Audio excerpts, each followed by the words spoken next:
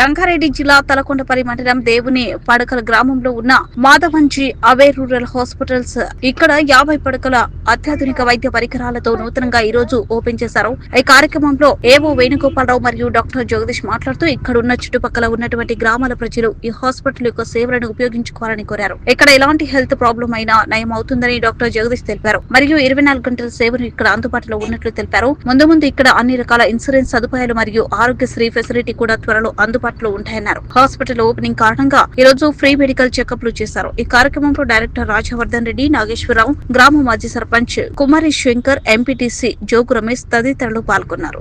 ఇలాంటి రూరల్ హాస్పిటల్లో గ్రామీణ వైద్య హాస్పిటల్స్ లో ఇన్సూరెన్స్ ఫెసిలిటీస్ అని, ఇంకా ముందుకెళ్తే ఆరోగ్య వైద్య సదుపాయాలు లేవని, ఆయుష్మాన్ భారత్ ఇక్కడ లేదని, ఇలాంటివి ఇలాంటి అపోహలన్నీ పక్కన పెడుతూ with the support of Madhavanji sir, chairman sir support తో 50 పడకల 50 బెడెడ్ మల్టీ స్పెషాలిటీ హాస్పిటల్ ఇప్పుడు పడకల్లో మనం ప్రారంభం చేసుకోవడం జరిగింది.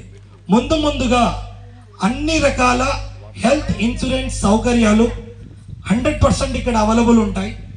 వాటితో పాటు ఇక్కడ ఉన్న ప్రజలు ఆకాంక్షిస్తూ, ఆశిస్తూ, ఆశీర్వదిస్తే ఆరోగ్యశ్రీ ఫెసిలిటీస్ కూడా త్వరలో ఇక్కడ ప్రారంభం చేయబోతున్నాము.